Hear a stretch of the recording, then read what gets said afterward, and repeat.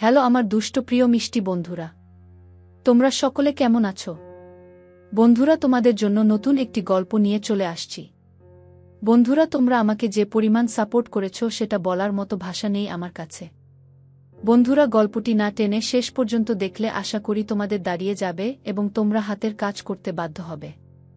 চলুন বন্ধুরা, গল্পটি শুরু করি। সকালে ঘুম থেকে উঠে দেখলাম শুভ্র স্যার আমার ব্যাগ গুছাচ্ছে। আমি অবাক হয়ে তাকিয়ে বললাম, আমার ব্যাগ গোছাচ্ছেন কেন? স্যার আমার দিকে না তাকিয়ে ব্যাগ গোছাতে গোছাতেই বলল, তুমি তোমার বাবার বাড়ি যাবে তাই। আমি উদ্বিগ্ন মুখে বললাম, আপনি কি এখন আমাকে এ বাড়ি থেকে বের করে দিবেন? স্যার ব্যাগ গোছানোর মধ্যেই রাগী গলায় বলল, নাটক বন্ধ করো। তোমার বাবার শরীর খারাপ হয়েছে, কিছুদিন সেখানে থেকে আসো। বাবার অসুস্থতার কথা শুনে খুব চিন্তা হচ্ছিল। আর কিছু না বলে তাড়াতাড়ি তৈরি হয়ে নিলাম। গাড়িতে নিশ্চুপ হয়ে বসে আছি আর বারবার তাকে দেখছি। শুভ্র স্যারও চুপচাপ ড্রাইভ করছে, একবার তাকাচ্ছেও না। আমার অনার্স দ্বিতীয় বর্ষের ফাইনাল এক্সামের রেজাল্ট দিয়েছে। ফার্স্ট ক্লাস পেয়েছি। সব স্যারের জন্যই। মানতে হবে, আমাকে স্যারের বাচ্চাদের মতন বেদ দিয়ে পড়ানোর জন্যই এত ভালো রেজাল্ট হলো। এর মাঝে একদিন নাহিদ ভাইয়ার সাথে দেখা হয়েছিল। আমাকে বলছিল তার পক্ষ থেকে শুভ্র স্যারকে ধন্যবাদ জানাতে।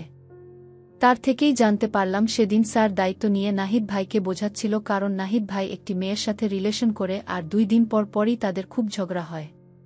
তাই এখন যেহেতু তারা বিয়ে করতে যাচ্ছে তাই স্যার তাকে বোঝাচ্ছিল।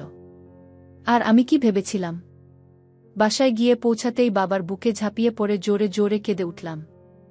সব কষ্ট মিলে খুব যন্ত্রণা দিচ্ছে। বাবার স্নেহের ছায়ায় এসে সব কষ্টগুলো অশ্রু হয়ে ভেতর থেকে বেরিয়ে আসছে। বাবা মাথায় হাত বুলিয়ে দিয়ে আর কাঁদতে মানা করল। কিছুক্ষণ পর স্যার সবার থেকে বিদায় নিয়ে চলে গেল। আমাকে কিছুই বলল না। তার চলে যাওয়ার দিকে আমি ছলছল চোখে তাকিয়ে রইলাম। এখন এত দূরে থেকে কি করে স্যারের থেকে ক্ষমা চাইব? স্যারের রাগ কি আমি কোনোদিনই ভাঙাতে পারব না। স্যার চলে যাওয়ার পর জানতে পারলাম বাবার সামান্য প্রেশার হাই হয়েছিল। আমাকে ব্যাগপত্র নিয়ে আসতে দেখে সবাই বেশ অবাক। কারো প্রশ্নের কোনো উত্তর না দিয়ে সারাদিন ফোন হাতে নিয়ে রুমে বসে রইলাম। স্যার যদি একবার ফোন দেয়। আমার ফোন দেওয়া তো ব্যর্থ। কিন্তু না, একবারও ফোনটা বেজে উঠে স্ক্রিনে স্যারের নাম ভেসে উঠল না।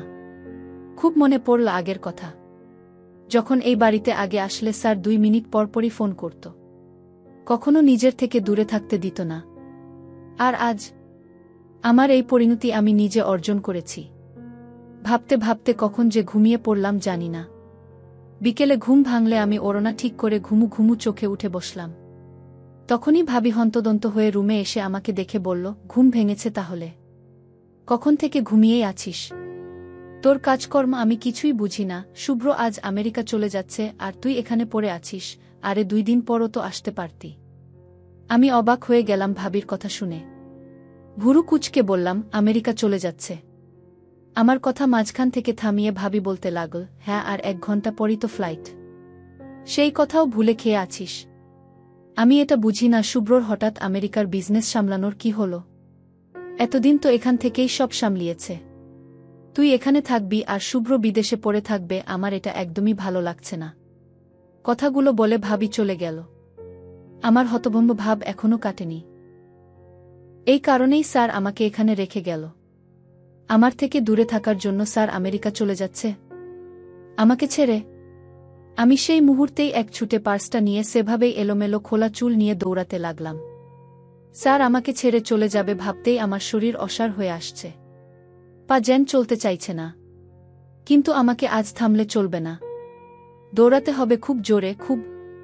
স্যারকে আমি কিছুতেই আমাকে ছেড়ে যেতে দিব না। কোনোমতে একটি সিএনজি দাঁড় করিয়ে উঠে পড়লাম।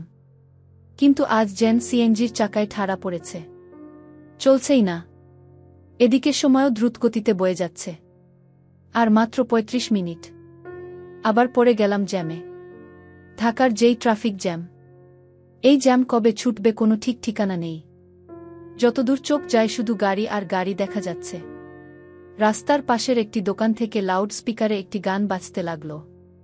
সাচ কাহু তো হোট চলতে না হে, চুপ রাহু তো সাস বিনা আয়ে, মুশকিল হে বহুত হি আপ ছুপানা ইয়া ঘাটানা, ज़्यादा पाच आना है आशल में दूर जाना। মেরে সাথ মেরে জাখু भी है দারদ भी है। শুভ্র স্যারের সাথে সেই প্রথম থেকে এই পর্যন্ত কাটানো প্রত্যেকটি মুহূর্ত আমার মনে পড়তে লাগল। জিনসে হে বিগাড়তা জো ভি চাহু মে বানানা। গাড়ি চলার আর নাম নিচ্ছে না দেখে আমি ব্যাকুল হয়ে সিএনজি থেকে নেমে দৌড়াতে লাগলাম। পিছন থেকে সিএনজির চালক আমার টাকা ই বলে চেঁচাচ্ছে। মুঝে নাজদিকিও সে মিলি। আমি পুরো পার্সটাই তার দিকে ছুঁড়ে মেরে আবার দৌড়াতে লাগলাম। ইয়ে দুরিয়া ইয়ে দুরিয়া ইয়ে দুরিয়া ইয়ে দুরিয়া ইয়ে দুরিয়া।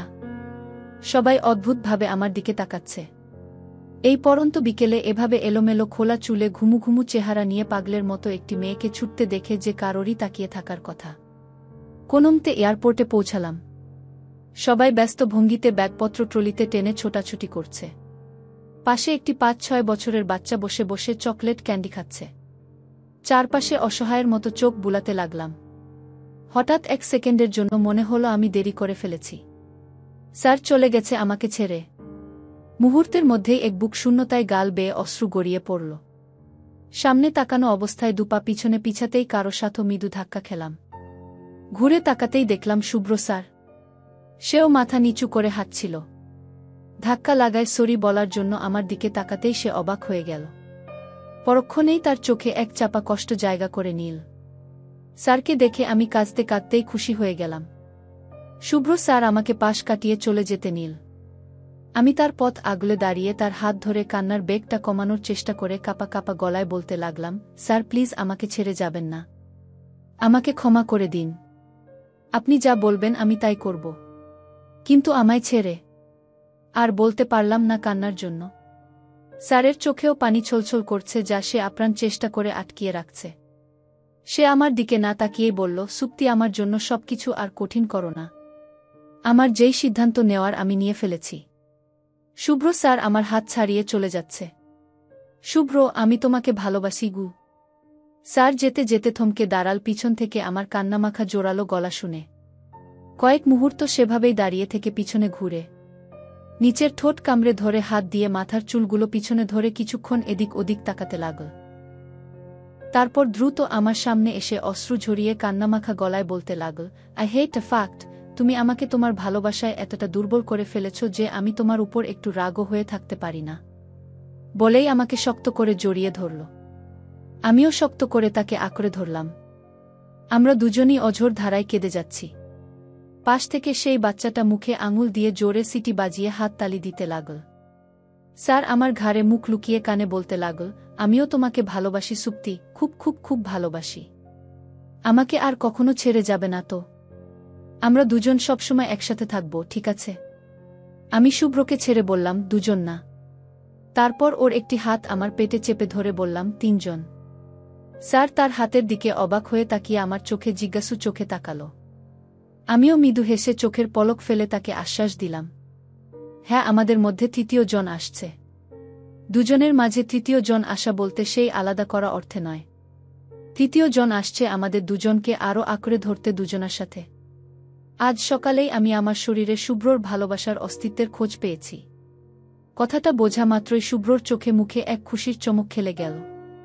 সাথে সাথেই আমাকে উপরে তুলে ধরে ঘোরাতে শুরু করল খুশিতে আর বলতে লাগল, আজকে তুমি আমাকে আমার জীবনের সবথেকে বড় 2টি উপহার দিলে। নিজেকে এই পৃথিবীর সবথেকে সুখী মানুষ লাগছে। আমি অনেক খুশি।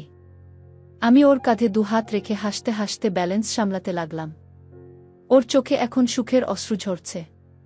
আমাকে ধীরে ধীরে উপর থেকে নিচে নামাতে লাগল। ওর কপাল বরাবর আসতেই আমি 2 হাত দিয়ে ওর গাল ধরে ওর কপালে এক দীর্ঘ ভালোবাসার স্পর্শ ছুঁয়ে দিলাম।